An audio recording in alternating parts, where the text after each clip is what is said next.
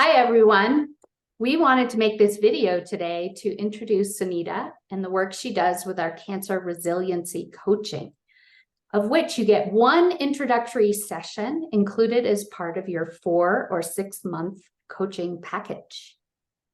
Sunita is a certified health and wellness coach with a Sunita is a certified health and wellness coach with a wealth of experience exceeding 17 years in the health sector. Her qualifications include training in the functional health coaching and positive psychology from the Kresser Institute, as well as studying the science of happiness with Yale. Additionally, she's a facilitator of mindful-based cancer recovery, having completed my specialized AntiCancer personalized nutrition program certification. Sunita possesses an unparalleled depth of expertise, ensuring her profound comprehension of the work you are undertaking alongside myself and Heather. Here you are. Welcome. Thank you. I really appreciate it. So yeah, I guess our idea for doing this video today was to sort of introduce the folks to the idea of mental and emotional well-being and what that actually means and why it's so important. I think we have a few kind of stories to share today and a few thoughts. So I was wondering, I know that you had a really kind of wonderful experience with one of the talks at the Cancer Revolution on mindset. And I thought that might be a good place to start because it really speaks to how important this work is in relation to your actual physical health. Yeah, and I have to say I learned the hard way so that hopefully you don't have to, everybody listening out there. It wasn't until I had a recurrence in 2018 that I was kind of looking at all the things I had changed in my life, which was pretty much everything. And the only one that was like kind of sitting there was mental and emotional well-being. And I was like, oh, I'm going to do that one later. What I realized is how important it was when I had a reoccurrence. And the other thing, when I was listening to that presentation by Dr. Bruce Lipton, he was talking about how our thoughts affect our cells in our body. And this kind of was the aha moment for me. He gave a presentation about 2 groups of people with cancer. I believe it was, I can't remember what type of cancer. Anyway, 2 groups of people with cancer. One group got mindfulness training and meditation, and the other group got standard of care.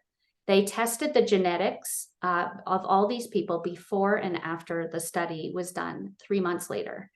And the people that had the mindfulness meditation training, over 500 different genes had changed in their body.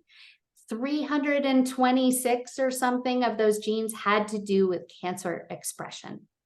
Then they tested the group that just did standard of care and no mindfulness training, and they had 0 changes to their genes. So I kind of think of a thought comes in my head, then there are these signals that go through my blood and my body that affects each cell. It lands on top of the cell. It sends messages into the cell and changes the genetic expression of that cell. So our thoughts can make us well, and our thoughts can make us sick. Yeah. Yeah, it's pretty amazing. We know that sort of emotional states can have a massive effect on our blood sugar levels, our inflammation, and our cortisol hormones. So it's definitely an important part of the big picture. And also, I think it's, when we talk about a positive mindset, there's that assumption that to have a positive mindset, we need to repress negative emotions, negative thoughts, negative feelings. And actually, that's not the case at all. They need to have their place, and they tend to feel a little bit calmer and a little bit quieter when we stop rejecting them, when we stop pushing them away. So It's a matter of finding that balance, giving your negative thoughts their place, their home, and but sort of cultivating as much as possible that positive mindset. Yeah, I think, if I had a bad thought about cancer, I just wanted to suppress it. And what I've realized through this work is it's good to feel those thoughts and feel into them and see where I feel it in my body. Where is it expressing itself? How is it affecting me? Because then I can integrate that feeling into my body and move on. And I know Heather had a great story that she was talking about how we have these beliefs about ourselves. And both Heather and I had very similar childhoods, that we were just kind of not seen or not heard. And I always thought it wasn't a big deal because, like, I didn't get hit by a baseball bat or I wasn't sexually abused. I was just kind of not there. Right. What happened to me, and Heather's circumstances are different, but it happened to her too, is we both became like Wonder Woman. We Right. just tried to overcome this limiting belief that I'm not good enough. I don't deserve to be seen. I don't deserve to be heard. I'm not important. Nobody cares about my opinion. So we were like, I'm going to prove to everybody, and I'm just going to be amazing. Yeah. And Yeah. what I've realized is I'm in this fight or flight, or just kind of at a war with showing Yeah. everybody that I'm good enough. Yeah. And it put so much stress and inflammation on my body, being in that perpetual state of running from a tiger. We always say, you should run from a tiger if it's actually chasing you. Our bodies were designed to maybe do that once a year, but we kind of run from a tiger maybe 20 times a day. And what is that doing to our blood sugar, our inflammation, our cells, our health? Yep. Yeah. No. And it's funny as you're speaking, because it's sort of like you went from one limiting belief to creating an identity that was then also limiting, right? So Right. you weren't good enough, so you have to be this amazing human being. But then this amazing human being is probably somebody who can't ask for help, or, needs to do everything on their own. And that's another limiting belief. So it was a coping mechanism that worked for you at the time, and now it's just become a hindrance. Yeah, I think some of the hardest work I've done over the past 10 years of my cancer journey was trying to realize that I can ask for help. I created that Wonder Woman cloak, and I needed to drop the cloak and realize that I'm vulnerable, I'm human, I'm hurt, I need to ask for help.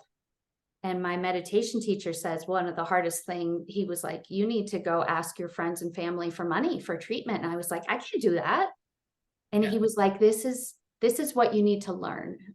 Asking for help, how good does it feel to give someone help?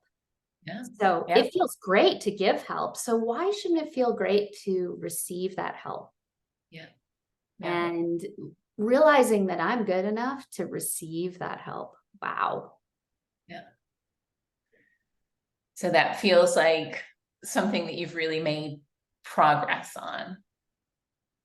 Yeah, it's like breathing. You can't just breathe out all the time. And that's what I was doing, is I was just giving all the time, not receiving. It's a two-way street. You've got to breathe out and you got to breathe in. That makes a lot of sense. And then we've talked about this idea of mindset, this idea of limiting beliefs, which are things that affect all of us. And then another big one that affects all of us are the feelings of fear and anxiety. And I noticed that feelings of fear and anxiety, they can either be like huge and overwhelming and paralyzing, or you kind of think that they're not a big deal, but they're sort of in the background, eating away at your energy, this sort of little bits of worry here, little bits of worry there, but it all adds up. And I know that from knowing you, that fear was also something that you feel played into your cancer. And I was wondering if you could share a bit about that as well. Well, I think you nailed it. I would oscillate either between being so paralyzed by my fear of death, because I was given 6.8 months to live. And then alternately, I would pretend that it wasn't happening at all. Yeah. And both of those coping strategies were paralyzing to me. And I Yeah. felt that if I just didn't think about it, that I was fine.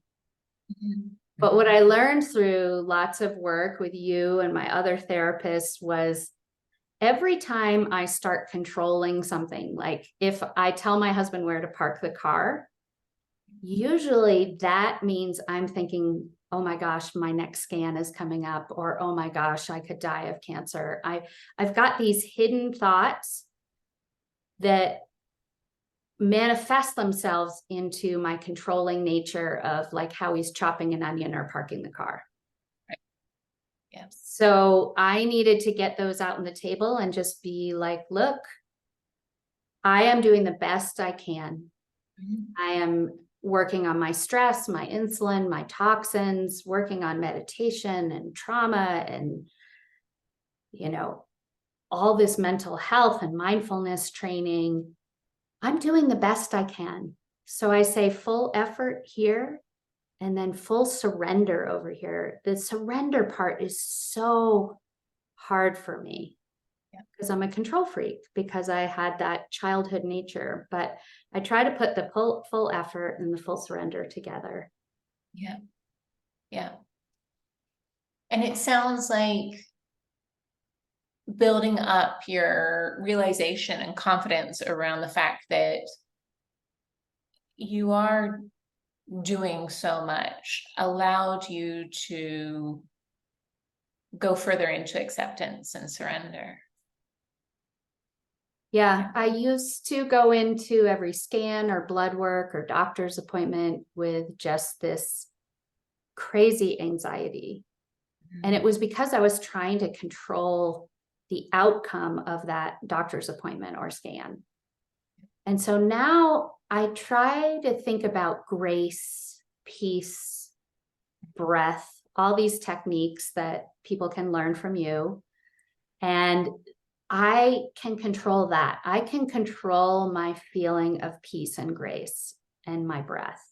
Yeah. So that takes a very un-win-win situation, a lose-lose situation, and turns it into, I can win because I can handle this with grace. Yeah. We have no idea if I'm going to drive to the grocery store and get hit by a Mack truck, right? Yeah. We can't live in that perpetual fear of, I might die in 5 minutes, I might die next week, I might die in a month, I might die in 6 months. We have to live.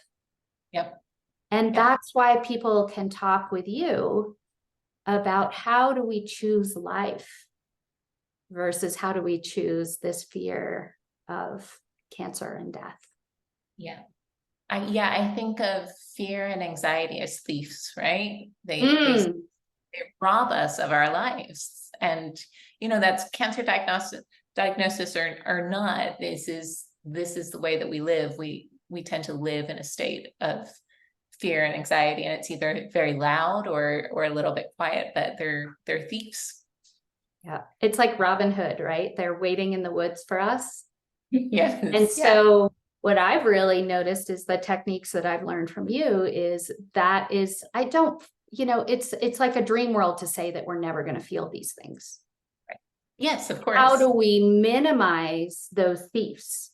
Yeah. Because every thief that steals, that's stealing part of my life that could be dedicated towards joy and love and happiness, right? Yeah. And we can learn techniques to choose joy and love and happiness over fear and anxiety. Absolutely. Absolutely. So yeah, it's a big one. It's almost like the I don't know. It's a hard one, but it's definitely something that can be worked on, and you can really shift your experience, I think, with fear and anxiety, and have it be much less powerful. Right. So yeah. So then there was another big one, which is trauma, right? Yeah. Which is, when it comes to trauma, I think it's really, well, I guess the way that I like to work with trauma is to find where it's expressing itself in your current sort of daily life. And sometimes that's really glaringly obvious, and other times it's much more subtle and we don't really realize it. And one of the ways to kind of identify it is to look for where you have really strong reactions, right? Like what you overreact to, or just strong reactions. We don't even have to call it overreaction. And you can be pretty sure that you're layering on emotions, right? Like you're reacting to more than just what's happening in the moment. And I can actually share on that front, because there's still something, this is lifelong work. Even if you do a lot of it, there's still always more to do, which is, I think, kind of cool. Other people might not think that, which I understand, but I'm still working on an area of my life where I grew up in a house where there were lots of health issues, and for me, that was traumatic, seeing people suffering around me, right? Growing up and being young and not being able to kind of fully comprehend and being scared. And so now when my body is failing me, or when I feel like something's not working, I can have a terrible headache. And instead of just feeling, oh, this sucks, I have a terrible headache and I'll be okay in a couple of days, I start to think, how long is this suffering going to last? Am I going to be suffering forever? Is this my life now? And it just spirals. And those are my past fears. Those are my fears that I had as a child. And every time I have a physical blip, I have this heightened reaction. And so that's something I still have to work on. Yeah. How about you? Oh, I have a million, like you said, anytime I have an unjustifiable reaction to something, it could be talking about dinner, or it could be planning a vacation, and all of a sudden I just have this overreaction, and it seems like it's out of left field, but then if I uncover the layers, there's usually some kind of insecurity of mine underneath it that has yet to be dealt with. And so I didn't realize, I thought I was like Superwoman, Wonder Woman. And then I kind of peeled off that jumpsuit, and underneath it was somebody who was very vulnerable, kind of lonely, feeling like unloved. And people would say, what do you mean? You've got everything. And I'm like, well, we all have issues. And a lot of people think trauma is something where, something really horrible happened. But like, even just for me, I remember in third grade, I would get beat up by the same woman every time when I came home from school. Yeah. And, so just even working on identifying that, and how did I feel at that time, and overcoming that insecurity has enabled me to grow as a person and integrate a more healthy version of myself. Yeah. Yeah. Yeah, there's those big T traumas and little T traumas, right? And sometimes the little T traumas add up to be just as damaging, for lack of a better word, as the big T traumas. But you hit on a key word, which is identify, right? So when it comes to doing work around mental and emotional well-being, the first stage of that work is identifying what needs to be worked on. But it's, that's just the first step.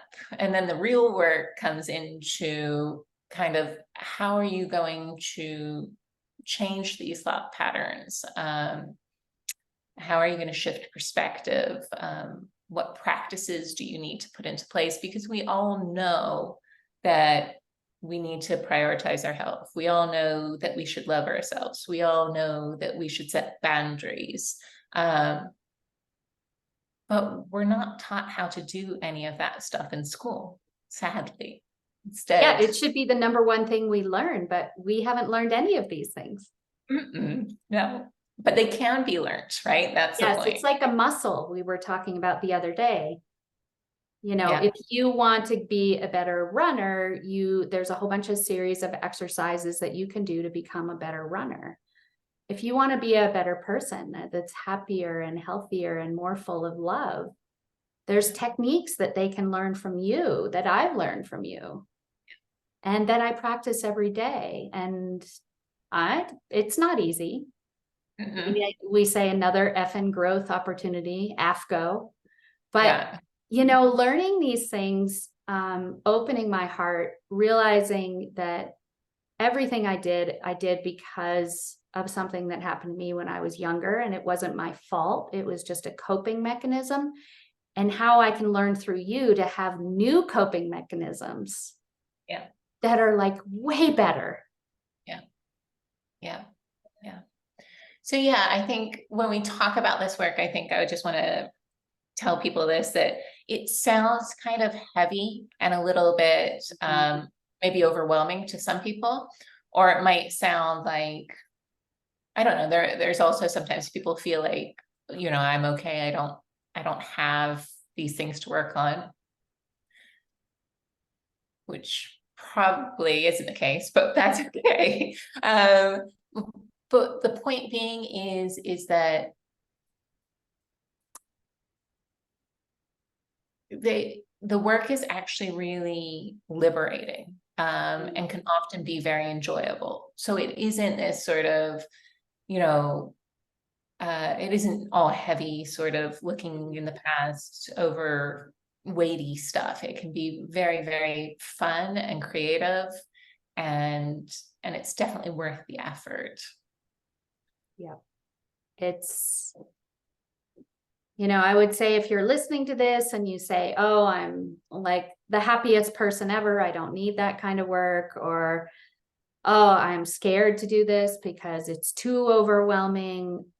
I would just say try, because I know we've worked together. You're there for the person, to see them and hear them and to meet them where they are. And it doesn't have to be something crazy and ominous and scary. Yeah. It can be transforming. And I think the word you used was liberating. Yeah. Because I really feel that cancer is a messenger. From the divine, from God, from above, who knows? But cancer was sent to me as like kind of this gift to get to know myself at a level that I never thought possible. Yep. And yes, sometimes I'm really mad at cancer, and that's okay too. But I never would have learned how to flex these love muscles and the peace muscles, and how to enjoy the beauty in my day. And cancer has transformed me. And it's okay to be mad at it and love it at the same time. And, if anybody is interested in this, we can just, you guys can go to your Practice Better portal and just message us in the chat. Anybody who signed up for a 4-month program or a 6-month program, 1 session with you is included. And then of course, options to do more if you like, but you get to do a test ride. Any final thoughts you want to add? Oh, let me think. Just thank you. I think thank you for your time. I really appreciate it. And if people have questions, yeah, please reach out, and I look forward to meeting most of you, hopefully. So yeah. Thank you.